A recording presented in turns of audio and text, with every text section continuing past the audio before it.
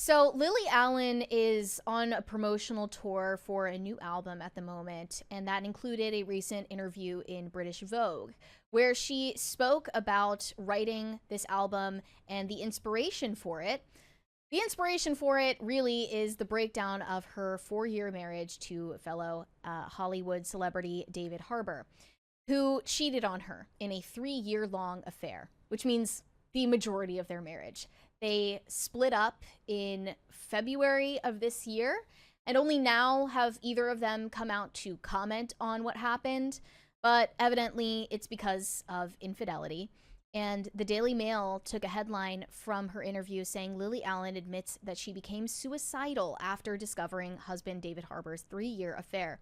This tweet about the headline says men will literally blow up homes and have affairs for years to the point of making the women they were married to suicidal and still be booking roles in Hollywood no matter what. It pisses me off so bad. He is so disgusting.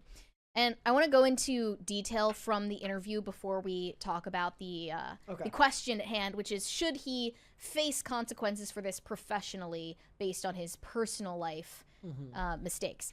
So this says 2 decades after her debut, Lily Allen is making a return to music with her yet-to-be-titled 5th album, the first in 7 years. She recorded it in a mere 16 days, and she has lyrics about the breakdown of her marriage. She said this was made in December of 2024, and it was a way for me to process what was happening in my life.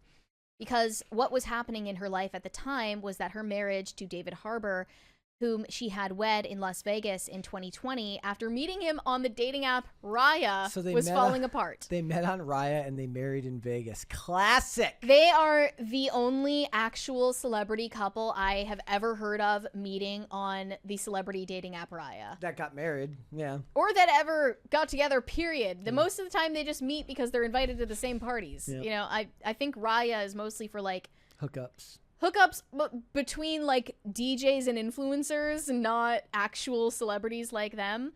Anyway, the album certainly appears to tell a story of a marriage coming spectacularly undone, all-consuming pain and confusion of betrayal. The track West End Girl sets the scene of a newlywed couple embarking on married life. And already there were warning signs. You were pushing this forward, making me feel awkward. She means, I guess, that they moved too fast, hence the wedding in Vegas. From there, the album unfolds. Each subsequent song, a different chapter charting a relationship's demise, with lyrics like, you let me think it was me in my head and nothing to do with the girls in your bed. You know, I used to be quite famous, but that was back in the day. I probably should explain how my marriage has been open since my husband went astray. She also said in a song titled 4chan, what a sad, sad man, it's giving 4chan stan. Oh, wow. Running through it all is a narrator desperately trying to understand what the hell happened to the life she thought she had. And she does say that this is not factual. It's somewhat inspired from real life events of her relationship. Some parts are made up. But she also talks about how she got into a really bad place, close to relapsing after being sober for 6 years when she found out that she was being cheated on, and spiraled as a result. The feelings of despair that I was experiencing were so strong. The last time that I felt anything like that, drugs and alcohol were my way out. So it was excruciating to sit with those feelings and not to use back then. So for the first time in her life, she had to put herself into a residential facility. And she said, I've been into those places before against my will, and I feel like that's progress in and of itself. I knew that the things I was feeling were too extreme to be able to manage, and I need some time away. There's a 20 here from Pop Culture Junkie. He says, I have been told by my friends that I have an overabundance of empathy. Not sure about that. However, my exceptions are the people who refuse to help themselves. I think it can be squeezed down into one word: lazy.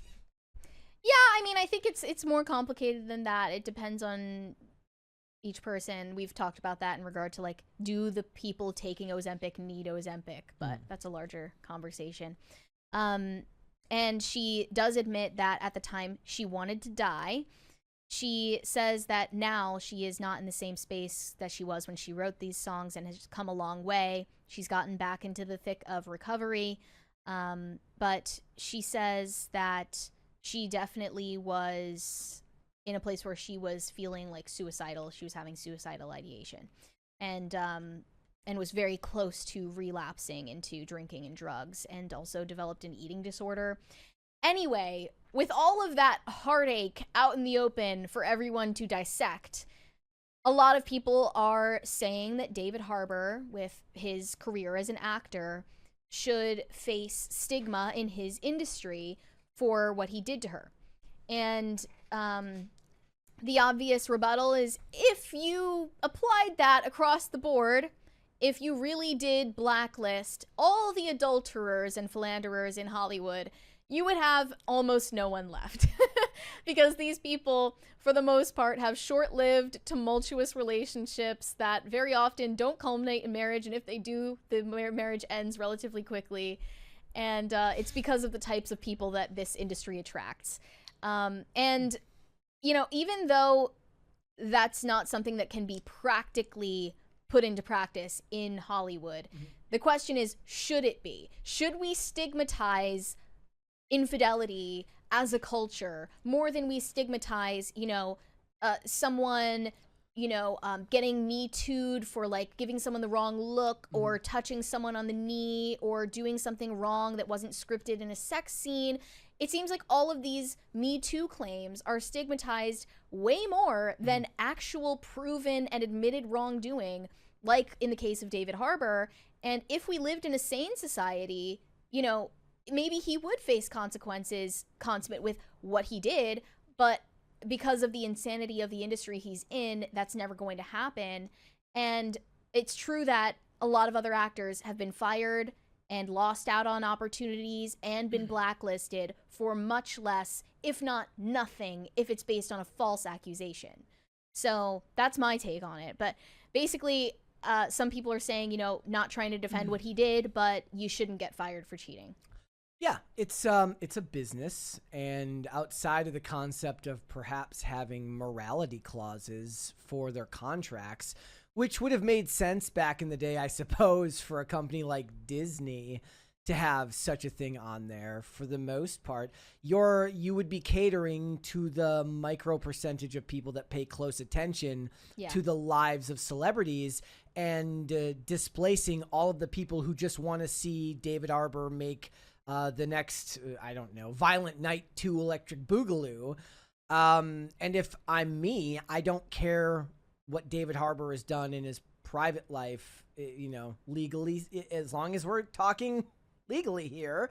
And this goes for, like, if it's my job to, like, look when celebrities say stupid things politically and still watch their art and take it in with as much of an unbiased perspective as possible, it's my job to do that with their personal lives as well that doesn't connect to politics. So while I find it unsavory and I don't think it makes him a good person, you would be hard pressed to find a generation where the artists are good people. Yeah. Like, in a lot of ways, art is created through struggle, through strife, and through mental instability, and a lot of things. Like, not all art is created from a sound mind and sound body. That's just the way of the world. And just like I don't care if, like, Jeff Bezos is a good person and if he's cheating on Lauren Sanchez, I don't really care as long as I get my package in 2 days. I don't. It's not my business. I don't care. Realistically, is anyone going to boycott No. Stranger Things because David Harbour cheated on his wife? No, they are not. No. And, you know, it should be mentioned that Lily Allen has made a lot of mistakes, too. It was pointed out, of course, that she started her OnlyFans to sell feet pics while still married to David Harbour, and it might have been as a result of the cheating that she started her OnlyFans. Like, I'm gonna get one back at you. He's like, anything but the feet pics. Yeah, like, he's like, look, if you want to do scenes with other guys, that's better than posting your feet. That's the ultimate betrayal. Yeah. That was her revenge arc, actually. Yep. So she still has her OnlyFans. On top of that, she also got in trouble earlier, or maybe late last year, because she admitted that she took her dogs to the shelter when they destroyed her kids' passports. Yep. So a lot of people were calling her an animal abuser. But more poignantly, I think she did admit to hooking up with prostitutes while married to her previous husband, Sam Cooper. Wait, so she cheated too? I don't know if she was claiming that it was behind his back or if it was something that was an understanding between them. Honestly, it could be either. I wouldn't be surprised. Okay. But she did admit that she was hiring female escorts while on tour back when she was married to Sam Cooper previously. Okay, so good people all around. We're looking at two people who are red flags and are perfect for each other. They met on and Raya this was bound and to married happen. They met on Raya and married in Vegas. And essentially got married in the Taco Bell Cantina Chapel in Vegas. Look. And we're surprised that this happened. If that's true love, then, that's true love. I don't... Maybe there's a certain part of... maybe there's a moral... It's not even the moral majority anymore. It's like the moral minority that would care about something like this. But are they gonna fire him, and then everybody's like, I love that guy, what happened to him? That's the problem. They're gonna be like, I love that guy, I didn't know he cheated on his wife. Right, because they don't love him for who he is. They love him for his abilities as an entertainer. Yep.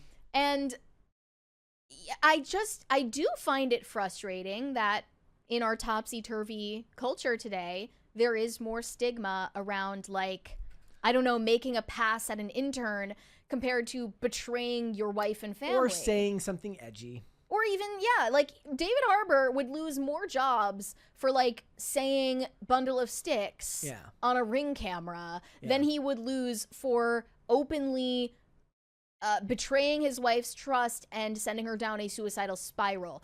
That's a sign that we're going in the wrong direction, morally speaking, as a society, but that's not gonna change anytime soon, especially not in Hollywood circles. Morgan Wallen will face more scrutiny for his use of the N-word on a Ring camera in 2019 or something. and apologizing for it. Then he will... How about this? Even for when he threw a chair off a roof and potentially almost murdering somebody if the chair hit somebody when it fell off the other end, they'll be like, whatever, he was drunk, it's fine. But he says something that, of course, he shouldn't have said, but people's priorities are messed up these days. Yes, they really are. So you know what? She got her revenge. She's like, she gave him the dogs are out. She gave him the old middle foot finger, middle toe. She gave the middle toe to David Harbour and posted feet pics. So, well, I hope she recovers from this. She is really one of the most deranged celebrities, though, in terms of her politics. She's screaming about abortion with Olivia Rodrigo. She's crying for migrants in the UK. She's an absolute nutcase on many levels, which is apparent. So no, I don't think that David Harbour should lose work for being a scumbag in his private life. I would just like it to be a standard that makes sense. Thanks for watching. Listen to full episodes of Pop Culture Crisis on Spotify. Keep up with us on social media and make sure you subscribe and ring that bell so you never miss the show. Bye, guys.